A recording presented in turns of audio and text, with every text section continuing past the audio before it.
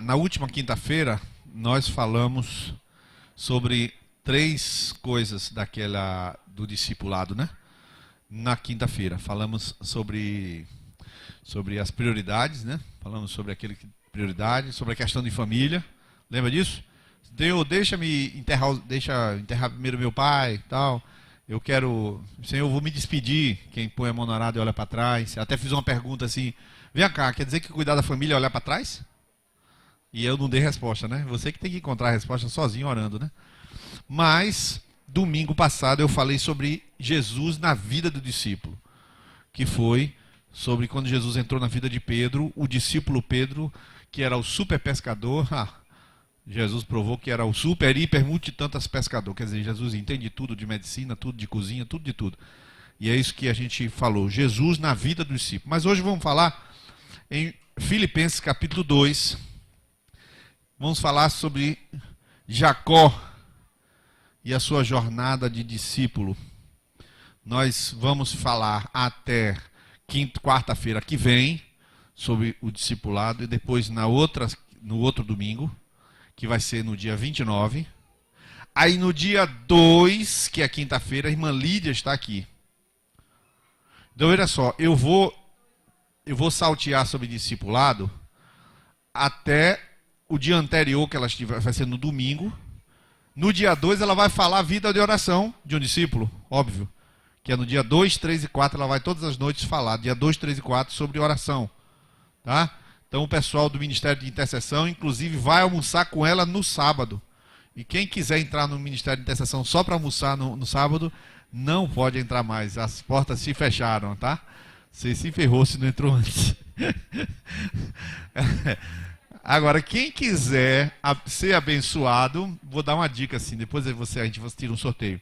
Ela pega o avião no sábado, acho que é no domingo, às 2 da tarde, um negócio assim. Quem quiser levar a irmã Lídia, né, vai ser abençoado por estar no carro com a serva de Deus, né? Então isso aí é possível. Mas, enfim. Então nós vamos trabalhar sobre discipulado mais uma quinta-feira só e 2 domingos. Domingo que vem eu vou falar sobre relacionamentos. Vamos lá, Filipenses 2. E a gente vai pular logo a seguir, depois de Filipenses, para Gênesis 28. Eu estou esperando a chegada de Mateus, porque eu tenho uma dinâmica para fazer com ele. Mas ele me ligou que o Arthur está doente. Ele foi agora no Bambinos, algum lugar. Eu não sei se ele vai chegar. André Dória está aí, não? André Dória também não. Filipenses capítulo 2, versos 5 a 8. Vamos ler esse texto aqui. De sorte que haja em vós o mesmo sentimento que houve também em Cristo Jesus, que sendo em forma de Deus, não teve por usurpação ser igual a Deus, mas a si mesmo, mas fez a si mesmo, que tradução engraçada, mas fez a si mesmo de nenhuma reputação, tomando a forma de servo, fazendo-se semelhante aos homens, e achado na forma de homem, humilhou-se a si mesmo, sendo obediente até a morte, e morte de cruz. Vamos orar nesse momento? Vamos pedir que Deus traga a revelação? Você poderia orar pela pessoa do seu lado aí? Pode ser? Senhor, libera a revelação sobre a minha pessoa. Coisa de 15 segundos. Não precisa derrubar a pessoa orando, não. 15 segundos. Abre a mente, Senhor, de cada um de nós, por favor. Vamos entender.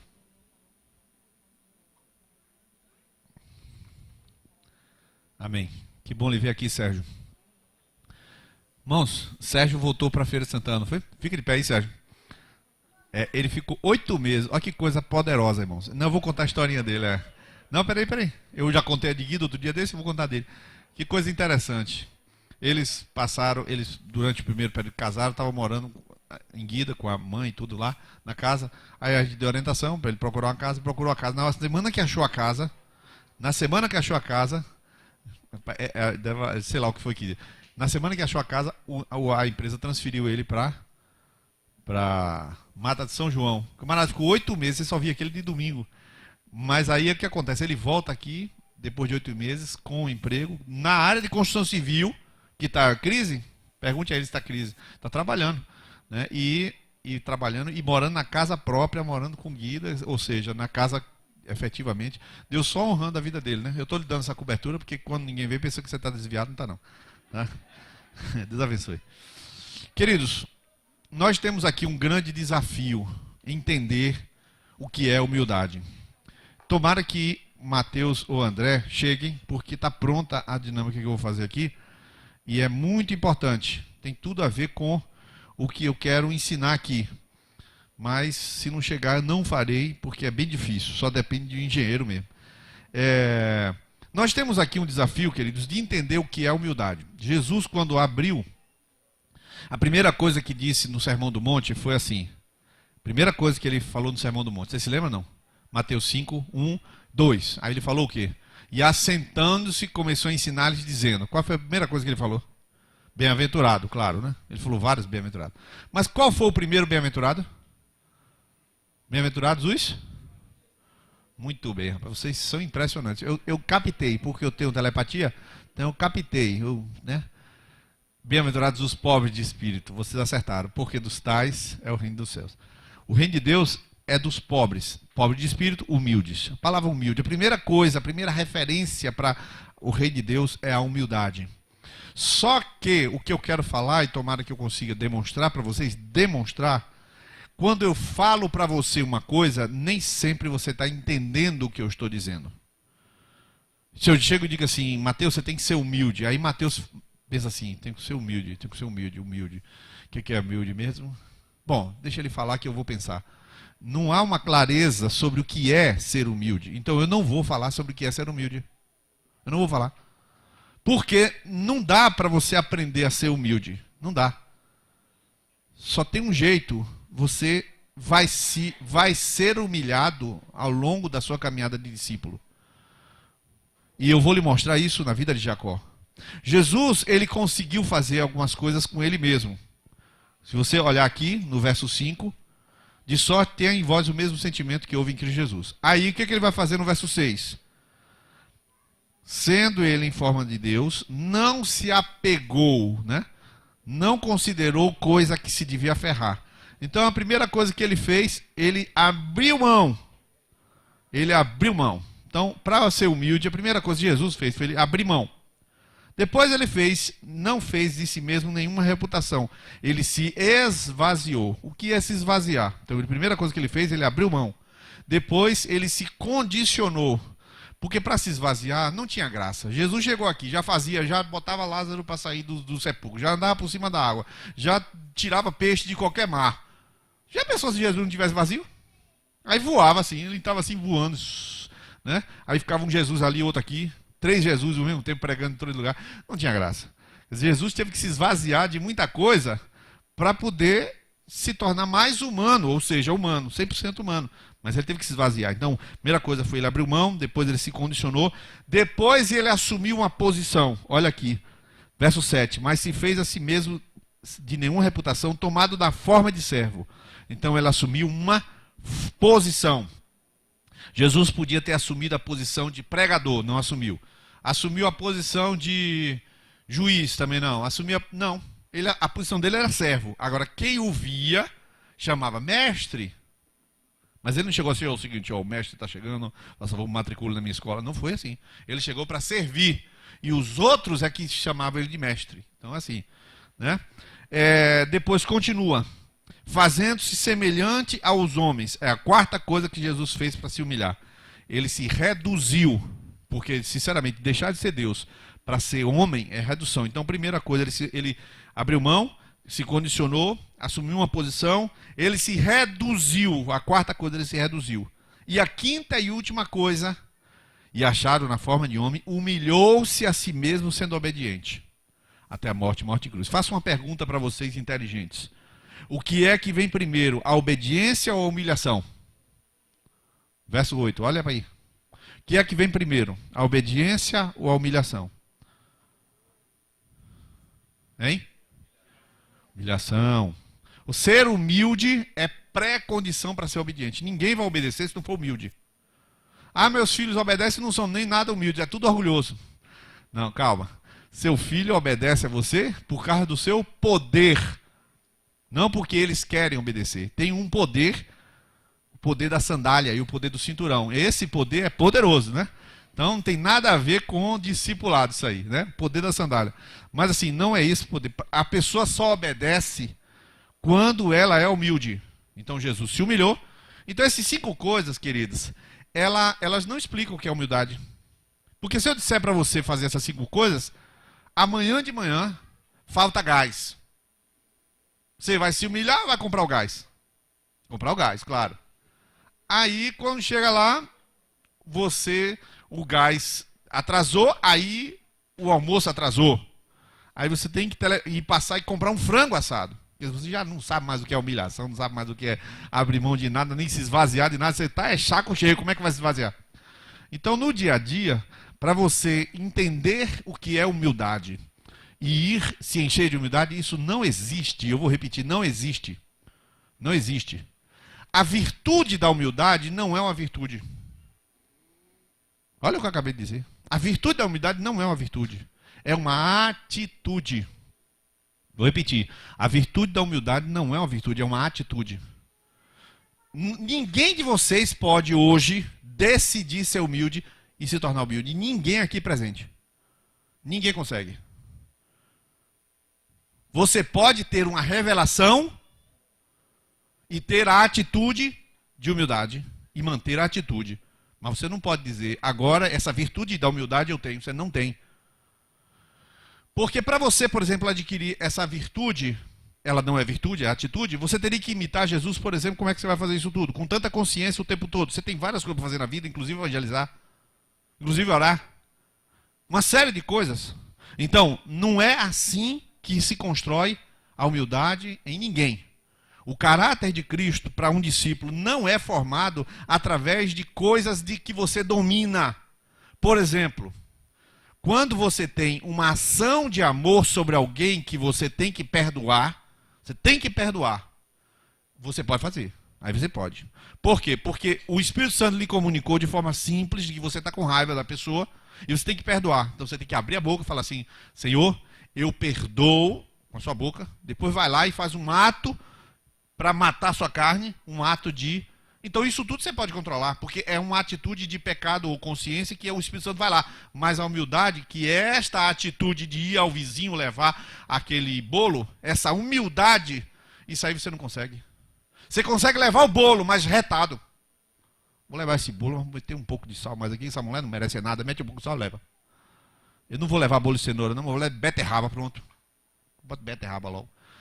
E não vou cozinhar, não. Eu vou comprar um bolo pronto. Aí você pode inventar todo tipo de boa obra mentirosa, mas não pode ser humilde quando quer ser humilde. Você pode dar o bolo quando quer, mas não pode ser humilde quando quer. A atitude de humildade, ela é construída em você. E era isso que eu queria nessa dinâmica que eu pedi para os meninos, que ainda acho que pode ser que chegue aqui ainda agora. Mas se não chegar, deixa para lá. Vamos abrir Gênesis 28. E a gente vai construir, vai entender, vai discernir, vai captar aqui o que diz essa história para a gente acerca deste tempo, deste fenômeno, desta atitude de humildade. Gênesis 28 conta a história de Jacó. Jesus sabia exatamente como fazer para ser humilde. Deixar de ser Deus, se tornar servo, se tornar homem, se humilhar até a morte de cruz. Beleza. Nós não conseguimos fazer isso. Nós temos que compreender como é feito isso. Então vamos lá. Capítulo 28, nós vamos ler mais ou menos do verso 10 em diante. Vê só. Partiu, pois, Jacó de Berseba e foi a Harã. Berseba fica no meio ali da Judéia, mais ou menos, entre o Mar Morto e o Genezaré. E Harã fica no Iraque, são quase 2.000 quilômetros, 1.600 quilômetros. Bom lá. E chegou a um lugar onde passou a noite. Isso logo na saída, né? Porque já o sol era posto. E tomou uma das pedras daquele lugar e o pôs por seu travesseiro e deitou-se naquele lugar. E sonhou. E eis uma escada posta na terra, cujo topo tocava nos céus. E eis que os anjos de Deus subiam e desciam por ela. E eis que o Senhor estava em cima dela. E disse: Eu sou o Senhor Deus de Abraão teu pai, e o Deus de Isaque. Esta terra em que estás deitado darei a ti e a tua descendência. E a tua descendência será como o pó da terra. E estender-se-á ao ocidente, e ao oriente, ao norte e ao sul. E em ti e na tua descendência serão benditas todas as famílias da terra. E eis que estou contigo e te guardarei por onde quer que fores, e te farei tornar a esta terra, porque não te deixarei até que haja cumprido o que te tenho falado. Acordando, pois, Jacó do seu sono, disse: Na verdade, o Senhor está neste lugar, e eu não o sabia. E temeu e disse: Quão terrível é este lugar! Este não é outro lugar, senão a casa de Deus, e esta é a porta dos céus. Então levantou-se Jacó pela manhã de madrugada, e tomou a pedra que tinha posto por seu travesseiro, e a pôs por coluna, e derramou azeite em cima dela. E chamou o nome daquele lugar Betel, o nome, porém, daquela cidade antes era Luz. E Jacó fez um voto, dizendo: Senhor, se Deus for comigo, e me guardar nessa viagem que faço, e me der pão para comer e veste para vestir, e eu em paz tornar à casa de meu pai, o Senhor me será por Deus, e esta pedra que tenho posto por coluna será a casa de Deus. E de tudo quanto me deres, certamente te darei o dízimo. Irmãos, a nossa jornada espiritual, ela vai acontecer se você foi comprado por Jesus Cristo. Se você foi comprado por Jesus Cristo, o Espírito Santo está atuando em sua vida. E você, querendo ou não, eu vou usar a linguagem dos reformados, dos calvinistas. Se você é um eleito, a linguagem é essa. Se você é um eleito, então Deus vai fazer com você gato e sapato, mas você vai seguir no caminho que Deus quer. Né? É uma linguagem que tem um certo sentido. Por quê? Porque aqueles que Deus elegeu, os predestinou. Os que predestinou, chamou. Os que chamou, santificou glorificou. Romanos 8:30. Diz isso. Então Deus vai trabalhar nos seus. Não tem jeito. Deus vai trabalhar nos seus. Você pertence ao Senhor, diga amém. Os que ficarem calados no final tem um apelo. Tá? Mas é o seguinte, Deus está agindo na sua vida. Não tem jeito, Deus vai agir. Só que a maioria de nós ficamos no primeiro degrau, queridos. No primeiro degrau. Primeiro degrau, o degrau da cruz. A gente começa a entrar no primeiro degrau, sobe o primeiro degrau, é simplesmente aquele suprimento e provisão da salvação. Só que vai passando o tempo e você tem que sair da dimensão do problema. Eu vou fazer só uma perguntinha para você. Eliel estava orando aqui, na hora da oração ele confessou: todas as coisas cooperam para bem. Vou botar para o bem. Vou botar isso aqui. Está no versículo? Você ainda reclama? Um exemplo simples, só para você. Não, ainda reclamo bastante. Meu marido chega atrasado em casa, eu fico arara com ele e tal. Você é grato sempre? Ou tem murmuração? Não, ainda tem murmuração. Você está no segundo degrau, nem sei se chegou lá.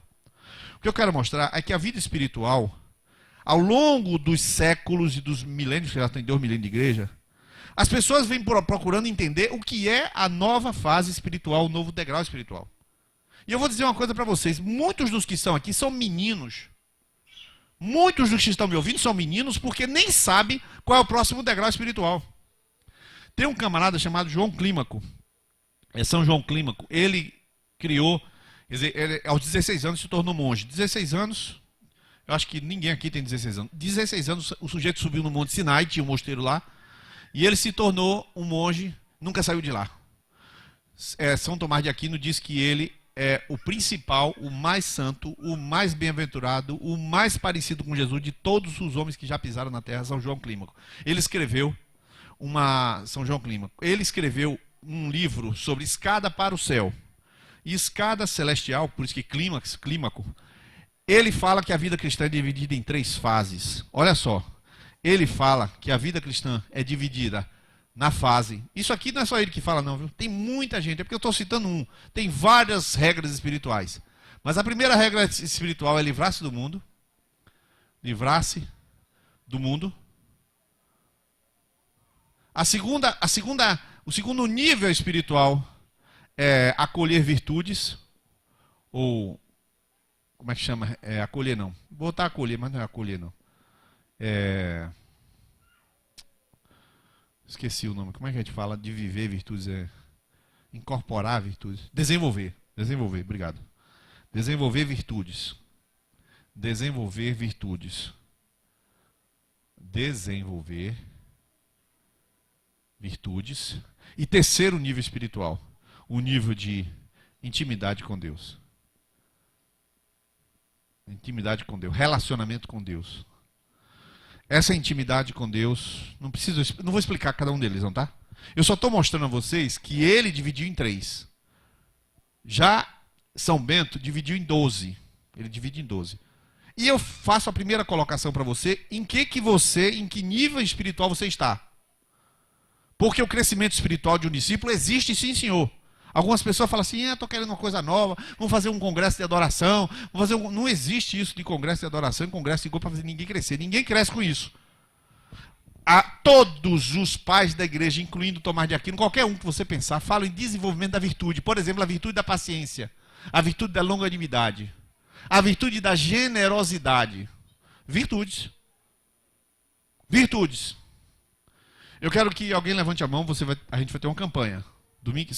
Quinta-feira que vem, de hoje a 8. Tá, mas eu quero que me diga, hoje é quinta-feira, de domingo para cá, levante a mão para mim, por favor, quem deu alguma coisa, fez algum tipo de generosidade, não é pra gente se vangloriar, é só para você ver como não é normal. Quem separou um bolo, uma cesta, um arroz ou uma roupa e deu para alguém isso? Levante a mão quem fez isso esta semana. Nós temos 4 dias, tem 7 pessoas que fizeram. Desenvolver virtudes é uma etapa do crescimento espiritual.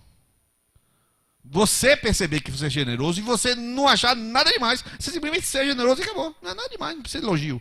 Você simplesmente é. Você é benigno. Você é paciente. Não precisa de ninguém elogiar. Você simplesmente é. Esse é um outro nível, mas ainda tem outros. Então, na vida de Jacó, nós começamos com um problema aqui agora. Quem é Jacó? E eu vou escrever aqui do lado algumas realidades difíceis da vida de Jacó. Em primeiro lugar, Jacó, ele sai para Harã, ou Padã Harã, se você quiser. Ele sai da terra dele em que condição? Bom, Jacó, ele não enganou seu irmão. Ele não enganou seu irmão, ele enganou o pai. O que foi que Jacó fez para poder fugir? Vamos lá. Jacó era protegido da mãe? Sim ou não? Ele era protegido da mãe, então ele era um filho da mãe, né? Quer dizer, um protegido da mãe. Ele era um protegido da mãe, vou botar em preto aqui porque está meio fraco. Ele era uma pessoa que, ao ser protegido da mãe, ele comprou a bênção. Esaú estava com a fome, ele estava com um prato de lentilha, foi lá e comprou. Aí o que ele fez depois? Quando chegou a hora de herdar a bênção, ele não sabia como herdar. Não sabia, ele tinha comprado, não se compra a bênção, mas ele comprou. E o que ele fez? Aí ele fez engano. Ele enganou o pai. Ou seja, ele venceu o pai. Ele enganou, portanto, Esaú, porque ele vestiu as roupas de Esaú. Com a ajuda da mãe, sim. Mas agora ele venceu. Ele está bem. Está com a bênção. Conseguiu a primogenitura que queria. Conseguiu um futuro brilhante. E por que está com medo? Então agora ele está com ameaça de morte. Ameaça de morte. Olha que coisa, queridos. Está tudo dando certo na vida de Jacó? Protegido da mãe, a mãe está ajudando ele. Ele comprou a bênção, o cara quis vender, problema dele. Mas ele enganou o pai e Esaú para poder tornar real a bênção, ele também ameaçou de morte, ele está ameaçado de morte, ameaçado de morte. Como é que estava Jacó nesta hora que estava aí, nesse lugar? Ele estava numa confusão. Porque o sujeito está fugindo, agora eu vou falar aqui, fugindo, fuga, e eu vou botar uma seta aqui, desconhecido. O sujeito está fugindo e nada impede de Esaú ir atrás dele para matá-lo. A situação de Jacó é uma situação estranha. Ele não tem uma definição. Ele tem um conjunto de coisas que é basicamente o quê? A maneira dele viver. Ele viveu do jeito que pôde e vai fugir porque é sempre assim. O sujeito vive como pode, faz o que dá e aí ele vai andando. Na hora que ele está andando, começam a vir as ambiguidades. Ele é um vitorioso fracassado. Ele aqui é um vitorioso fracassado. Ele tem a bênção, mas vai ter a iminência de morrer. E aí, Deus aparece para ele. Ele está deitado. Ele, de noite, então agora vem a outra parte que eu vou botar em vermelho. 6. Eu já coloquei o vermelho aqui, mas já troquei a tinta, mas em nome... Vou tirar o nome de Jesus aqui, mas a tinta eu troquei. Vamos lá, 6. Olha aqui, ele sono e vê Deus. Essa palavra aqui é uma palavra que você tem que prestar atenção. Para você acompanhar o que tem a ver com sua vida. Veja só. Ele dorme e vê Deus. Sim ou não? Ele está vendo Deus. Ele dorme e vê Deus. O que ele vê? Ele vê uma escada. Acompanhe bem. Ele viu a ligação entre o céu e a terra nesse momento. No sono.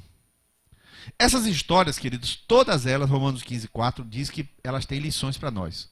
Romanos 10 diz que a pedra que eles feriam lá, que dava água, era Cristo.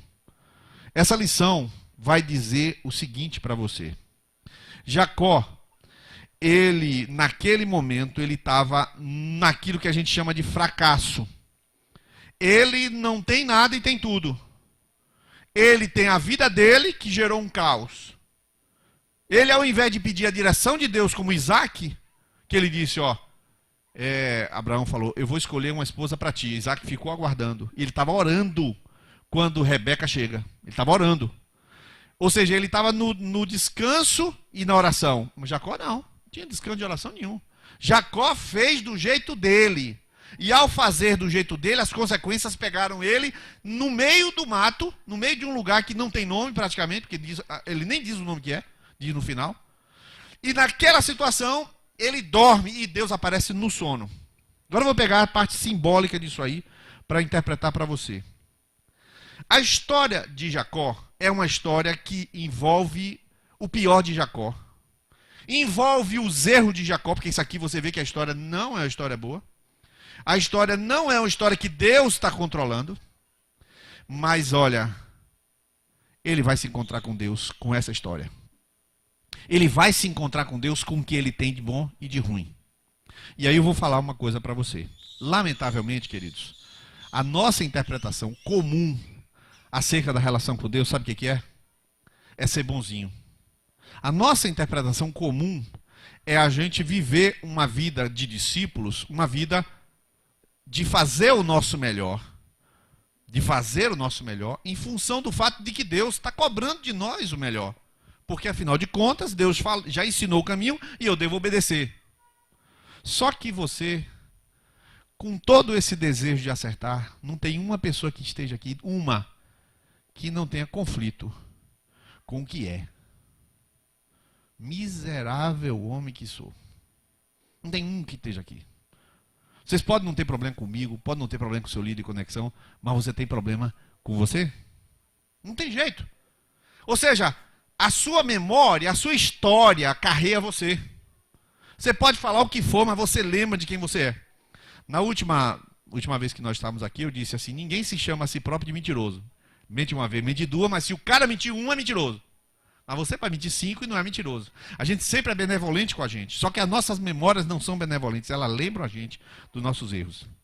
Então, o que está acontecendo aqui nessa história de Jacó que acontece com a história de todo mundo? Todo mundo. Irmão, a sua história vai te pegar. A sua história vai te pegar. E na hora que você não tiver controle da tua história, Deus começa a aparecer na tua história. Eu vou repetir. A tua história vai te pegar. E na hora que você não tem controle sobre a tua história, Deus aparece. Ele mostra uma escada. Ele lhe mostra o processo que ele vai trilhar contigo. Ele mostra o que ele vai fazer com você. Eu precisava dar a palavra do jeito que eu estou dando. Ela está mais com caráter profético do que com caráter didático. Eu não gosto muito disso, mas eu vou falar assim mesmo. Deus se aproxima de mim e de você para tratar com você a sua realidade real.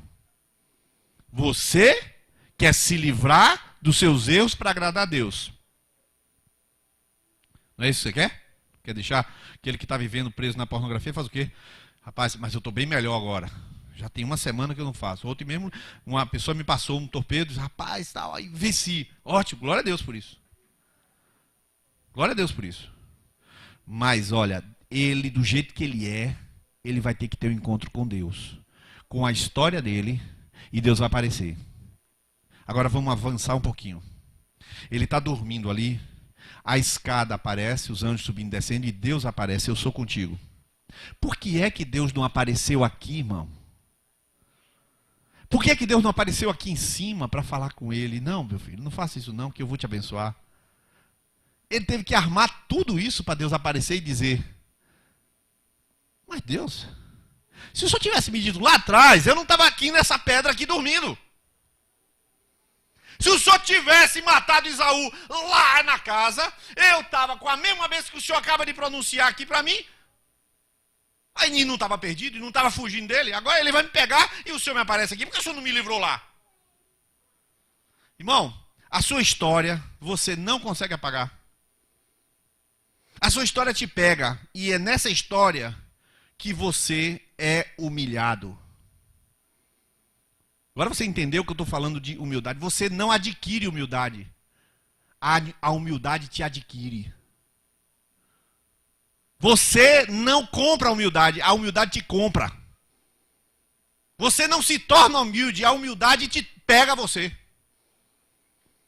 Você está deitado numa pedrinha e Deus aparece para você, você cheio de conflito, cheio de dificuldade, sem explicar coisa nenhuma, é a hora que Deus aparece.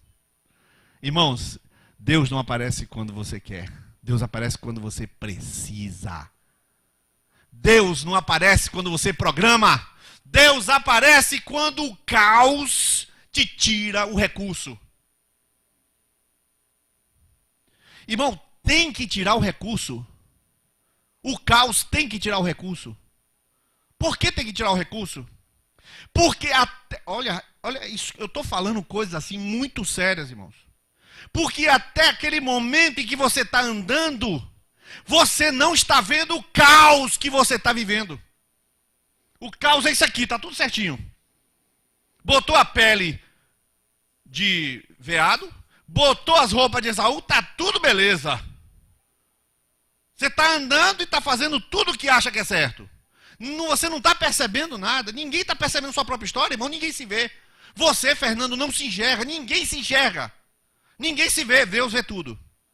Você está fazendo um esforço, mas está fazendo uma tremenda, desculpa a expressão, uma tremenda de uma cagada. Desculpa a expressão, mas está fazendo. Mas está se esforçando. Sabe o que está acontecendo?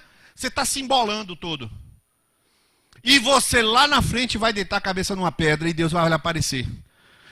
E é o horário mais imprevisto, o tempo mais imprevisto, o lugar mais imprevisto de Deus aparecer e mostrar o que para você? Por que não mostra uma passagem de avião para ir embora logo para aquele lugar? Por que não me transporta? Não, ele vai mostrar uma escada, ainda vai dizer que você vai subir pra caramba. Pô, escada, Deus. Pelo menos me transporte.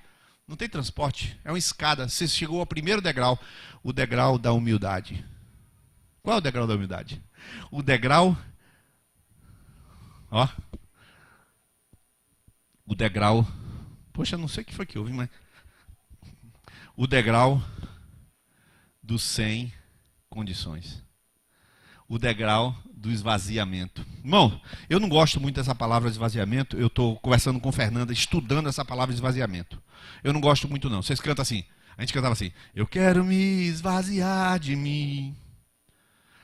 Música legal, né? E se o cara não souber o que é mim? Como é que eu me esvazio de mim? Eu não posso gostar de baralho, não posso gostar do UFC, não posso gostar de picanha. Bom, o que é me esvaziar de mim? Me esvaziar de mim é não pedalar, né, Geraldo? Não posso mais pedalar. Não posso. O que é? O que é se esvaziar de mim? Se o cara não sabe quem ele é.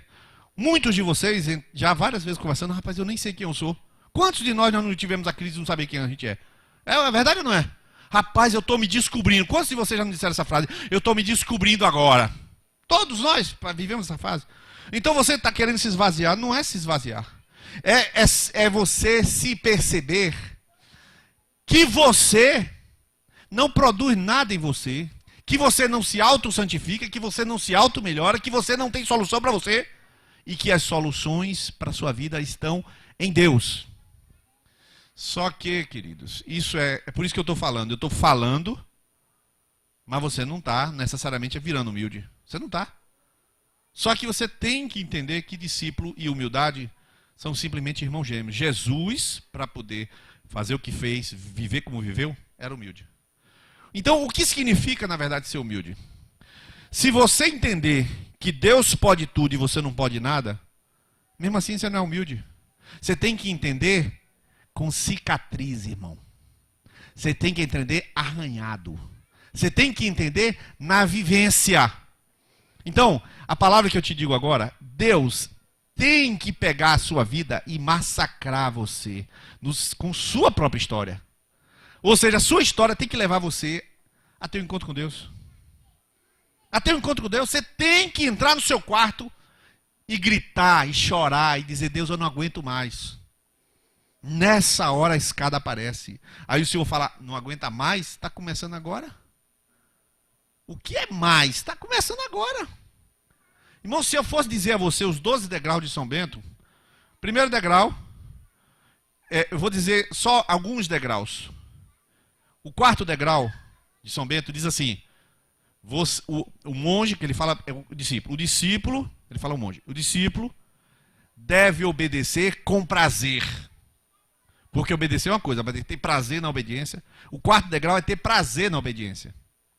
Eu sei que algumas pessoas não estavam afim de vir para Macro hoje. Eu sei que algumas pessoas estavam cansadas. Não vou pedir que levante a mão quem está cansado. Não está afim. E aí eu volto para eu e Fernanda, nós discutimos demoradamente a diferença entre desejo e vontade. Qual é a diferença do desejo e vontade? Passo adiante. Alguns vêm aqui meio assim. Se você é um discípulo maduro, você está no nível de ter prazer em obedecer. Se não é maduro, você simplesmente obedece, mas não tem prazer. Você vê que a diferença é gritante, porque Jesus se alegrava em fazer a vontade do Pai. Às vezes a gente faz a vontade do Pai, mas não se alegra. Então, observa que o nível espiritual, ele avança. Ele avança, tem muitos que querem crescer espiritualmente e não vão crescer simplesmente lendo a Bíblia e orando. Vão crescer olhando sua história e se conhecendo, olhando para aquela sua história. E aí vou chegar à parte final que eu quero colocar aqui agora. Você vai ter que chegar à sua história para se defrontar com quem de fato você é e entender que na sua própria história Deus se apresenta. É difícil fazer isso? Muito difícil. Por quê? Porque eu explicando não dá para você entender. Como eu falei no início, não dá para entender. O que é humildade, na palavra humildade, humildade. A palavra humildade, ela vem do radical humus. Quem trabalha com terra sabe o que é humus? Sabe? É a própria terra. É a terra vegetal. É a essência da terra, é o humus. A humildade nada mais é do que você saber que você não é nada, mas saber com convicção que não é nada. Porque eu posso explicar para você que isso não é nada. Aí você lê 10 versículos e concorda que não é nada. E continua sendo orgulhoso. Porque o versículo não faz você mudar de atitude. O versículo mostra que você é pó. Aí você vai para o outro extremo e fala, rapaz, que marca foi essa? Vai sair de lá sabendo que eu sou um porcaria, eu sou um nada, eu sou um miséria, eu sou pior que o bicho. Não, não é isso. Não é você ouvir que eu estou lhe dizendo, é você acreditar que você não é nada. Você tem que ter a experiência de que não é nada. Você tem que, não é saber, você tem que ter uma consciência interior de que você não é nada. Isso, queridos, não é implantado com pregação. Nem é implantado com leitura. Isso é implantado com verdade. Você tem que olhar para a sua história e dizer: qual que é a história? A minha história. A minha história. Por que eu caí? Porque eu enfrentei uma mentira e tomei como verdade. As pessoas começaram a dizer coisas de mim que eram mentira. Eram mentira. Quem dizia?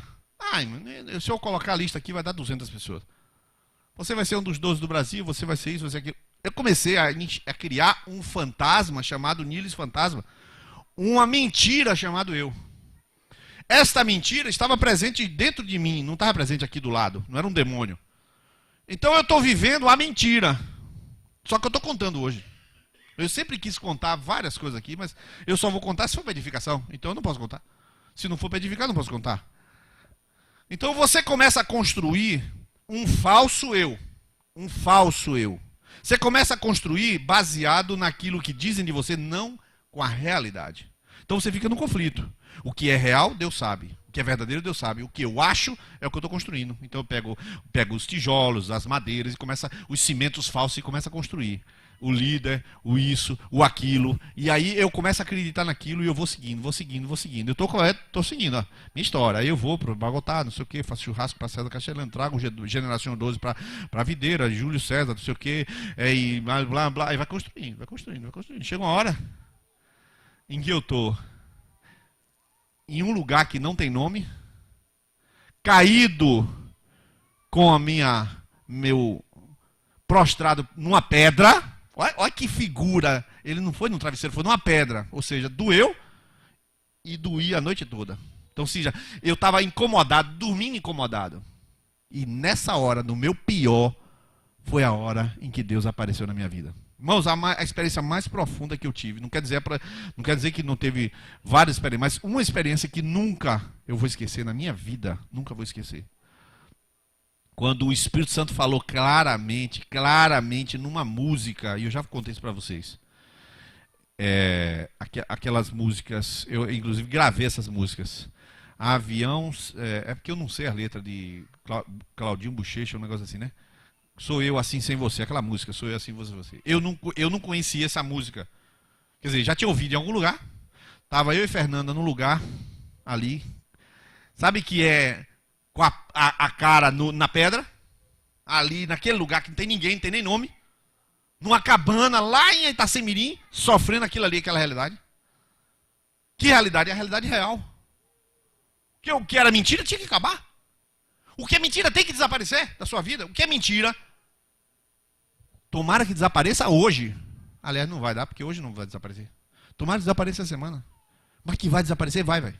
Pode ter certeza que vai. Deus vai pegar você e vai lhe mostrar a verdade de quem você é. Você entender isso, que você é metido mesmo. Você tem que entender que você está tentando aparecer. Você tem que estar tentando, você está fazendo para agradar as pessoas. Você tem que ter consciência de que você está escondendo a sua verdadeira vida das pessoas da igreja. Todo mundo sabe, aliás, todo mundo não. Todo mundo sabe que você é a melhor pessoa. Deus sabe que não é e você também sabe que não é.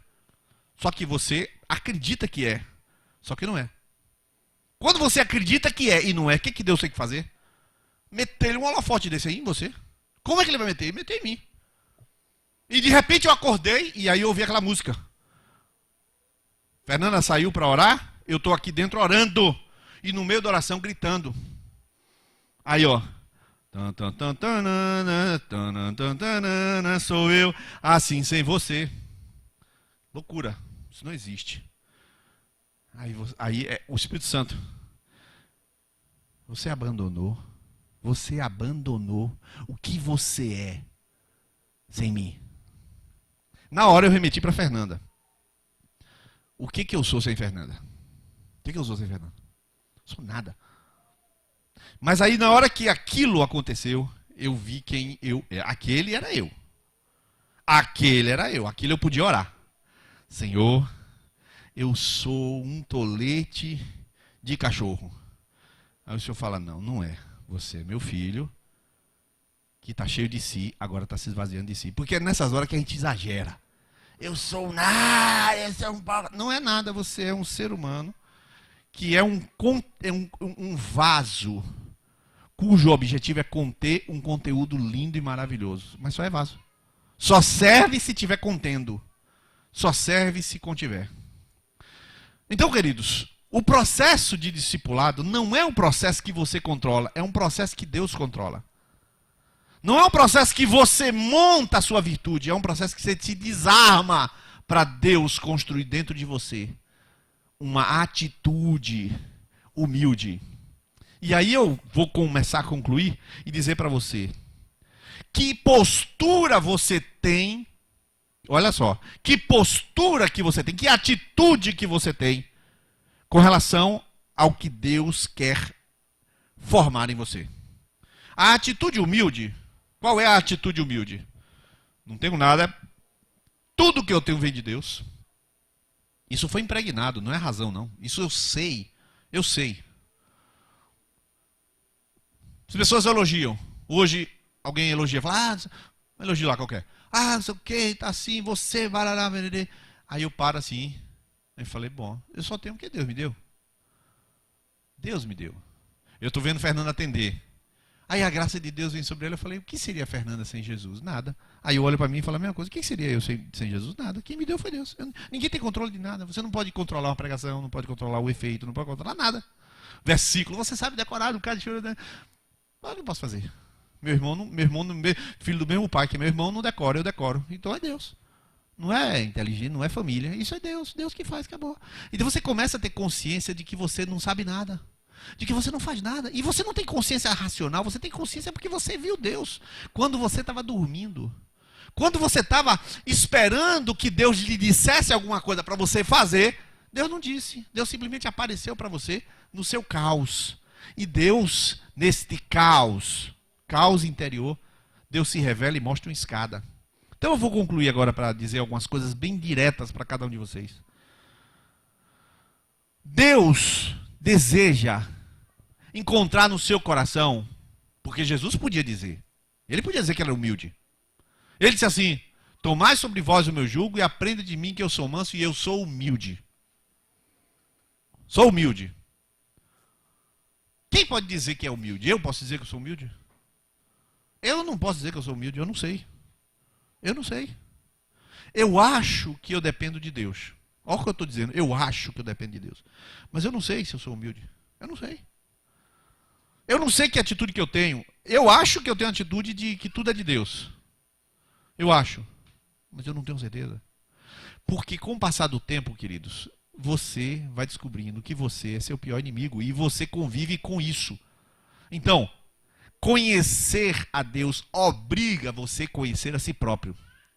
2. Conhecer a Deus obriga você a orar para Deus o seu pior. E aí eu vou perguntar a vocês que estão aqui presentes. Quantos de vocês presentes oram para Deus o pior? Responda para você.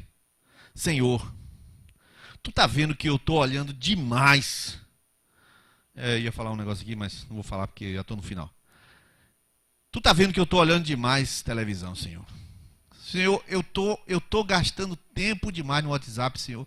Eu tô parecendo um abestalhado. Será que você ora para Deus as coisas práticas, reais de quem você é? Senhor, eu tô me sentindo... Sabe que eu estava cantando domingo no louvor? Senhor, eu tô cantando... Eu não estou cantando para a tua glória não, Senhor. Eu não estou não. Estou sendo sincero, eu estou cantando para mim mesmo. Senhor, eu não sei o que eu sou não, Senhor. Tem misericórdia de mim, Senhor. Senhor, tira do meu coração a vaidade. Você orar para Deus, uma verdade, orar quem você é. Isto significa a verdade de Deus que lhe veio, um encontro e uma escada para você crescer espiritualmente. É claro, queridos, que todos aqui esperam que se fale de discipulado o quê? O que você tem que fazer. Todo mundo espera que se diga o que tem que fazer. O que é que tem que fazer? Irmãos, a liderança da célula, barará, e dar as ferramentas para você fazer. O Espírito Santo, essa noite, e sempre vai começar pelo ser. Ele vai começar para você ter consciência de quem você é. A mensagem mais importante para você, a mensagem mais difícil, mas a mensagem mais importante, é aquela mensagem que chama você para você compreender quem você é. E aí sim, você se joga em Cristo na oração, você joga em Cristo na fé. Por quê? Porque Jacó, com todas as falhas dele, Deus o ama. Deus está com cada um de nós. Deus se aproxima não é para julgar, é para amar. Quando o sujeito vê que não tem o recurso, é hora de Deus. É hora de depender, é hora de ser fraco, é hora de chorar, é hora de confessar. Confessar para o irmão a sua fraqueza. Confessar para Deus a sua fraqueza. Ou seja, você não está inventando que é santo, você está admitindo que é fraco. Então eu vou dar uma dica bem clara para cada um de vocês aqui. Vocês que estão nos grupos de conexão, tem os líderes. Se você não tem tido coragem de abrir o coração com o seu líder, se você não tem tido coragem de procurar o pastor, seja quem for, né, para falar a verdade sobre você, essa verdade em certa medida te corrói, você está adiando falar, abrir o coração dessa verdade, eu estou dizendo que você está parando no seu processo espiritual. Porque esta verdade, que é toda ela aqui, ela vai te pegar de qualquer jeito. Ela vai te pegar, você precisa parar e falar assim, eu quero controlar meu marido, mas eu sei que está errado, mas eu não consigo não controlar. Porque para mim ele é um menino, para mim ele é um bobo. Seja o que você falar, você naquela hora, aquilo se tornou verdade, e aquela verdade, você acabou de ver quem você é. Aí vendo quem você é, diante de Deus, você começa ali naquele seu fundo do poço. Ali é fundo do poço. Porque você acha que fundo do poço é demissão. Não, não é demissão. Não é perder tudo, tem nada a ver. Fundo do poço é quando você não tem mais explicação a não ser a realidade. Fundo do poço é a sua realidade. O fundo do poço é quem você é. Você então fala aquilo ali e você vai subir de volta. Se você está evitando conversar com alguém, você está parado espiritualmente. Estou falando claramente para você. Se você não assume a sua verdade diante de Deus, pode ter certeza que você não chegou ainda em Betel. Você está descendo sua escada, você ainda vai ver a escada. Quando você chegar lá e que souber que assim, eu não presto, é que você vai ver a situação. Veja só, eu vou me permitir. Você me permite fazer um comentário aqui, Fábio? Sobre eu perguntar de público, ele vai dizer que não. É até difícil, né? Mas é porque eu tenho intimidade para perguntar isso aí. Fábio e Giovana estão vivendo uma situação sui generis. Sui generis. Fábio trabalhava, Giovana trabalhava. Fábio perdeu o emprego, Giovana continua com o emprego. Tecnicamente falando, Deus errou. Claro que Deus errou. Porque Deus era para tirar Giovana e não Fábio, claro. Quer dizer, Deus está com alguma marcação com Fábio. Irmãos, deixasse o emprego do marido e não da esposa. Fábio vai até mim e digo agora, Deus começa um processo seu. Olha que coisa linda, olha que coisa linda. Quem é que está aqui? Lara está olhando para mim direto aqui. Toda a mensagem ela pegou. Está sentada aqui olhando todo o tempo. Quer dizer, eu não estou falando, não estou inventando. O que eu estou pregando agora eu estou praticando aqui. Aí ele vem para dentro de casa. Aí Lara chega para mim e fala, eu quero conversar com você, pastor. É sobre meu pai. Então conversa com o pastor. Beleza. Aí anda uma semana ou 15 dias. E aí, Lara? Não precisa mais não. Alguma coisa aconteceu nesse homem que eu não estou presenciando. Eu não sei o que é. Mas ele está acontecendo alguma coisa ali nessa cadeira aqui, nessas 4 cadeiras aqui, está acontecendo alguma coisa. Ninguém sabe. Deus botou o camarada dentro de casa. Giovanni, eu vou fazer uma pergunta aqui. Você acredita que Deus está nessa engenharia de vocês, da sua família? Com certeza total. Se eu perguntar a Lara, Lara, está sendo bom você ficar com seu pai e emendar os bigodes com ele? Está sendo bom, mais ou menos? Está sendo bom, está sendo bom. Algumas coisas estão acontecendo. Mudaram algumas coisas ou não mudaram? Ela está aqui. Toda quinta-feira está aqui, a mãe de Fábio. Aqui tem uma engenharia acontecendo. Nenhum de vocês sabe. Jesus está aqui nessas 4 cadeiras aqui, acontecendo um negócio. Agora, quando eu vou conversar com o Fábio, eu sei o que é. E Fábio entra aí dentro de sua casa. Ele é obrigado a confiar em Deus. Se não confiar por bem, vai confiar por mal. Sim ou não? Tá ansioso? Tu vai pegar essa ansiedade, desculpa falar, tu vai fazer cocô com ela, mas você não vai ficar com ela e acabou. Porque não vai ficar e acabou. Na pregação, eu falei 1000 coisas para ele. Na ação de Deus não precisa falar nada. Deus vai lá e faz. Você está entendendo o que eu estou falando? Você quer ser um discípulo de Jesus? A escada vai aparecer e apareça logo. Que se não aparecer logo, você ainda vai descer mais. Se ainda não, você não entendeu os degraus que você vai subir e você quer ficar tomando aguinha e Coca-Colazinha na vida espiritual, tu não vai ficar.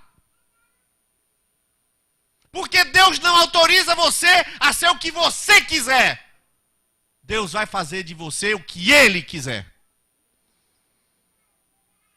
Não existe uma outra régua para os protodiscípulos e os nada discípulos. Só existe uma régua que se chama Cristo Jesus.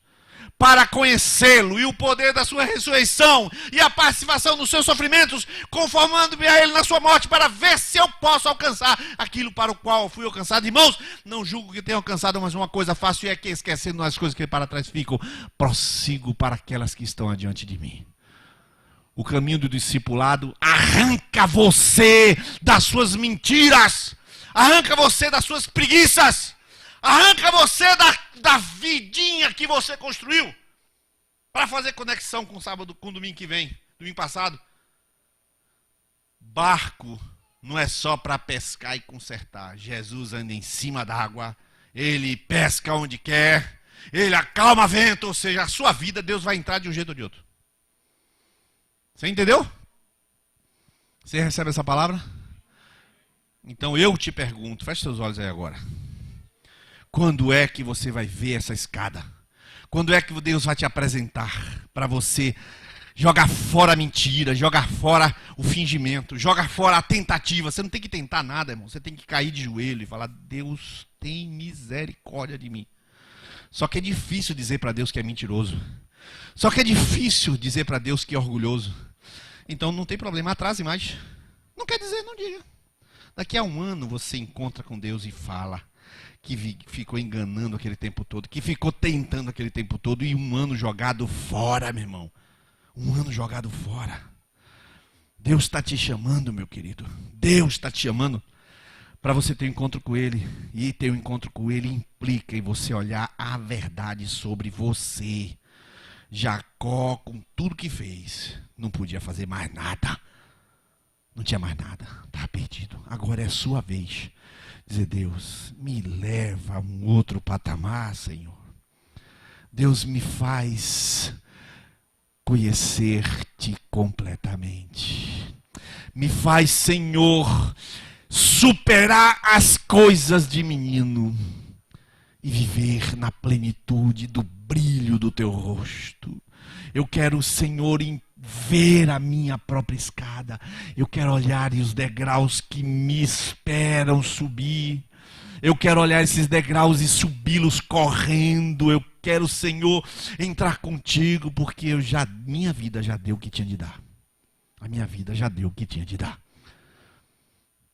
Quero que essa noite a gente faça uma oração a Deus e a gente vai ficar todos com os olhos fechados aí, sentados. Mas eu queria, nesta hora, te fazer um desafio. Um desafio.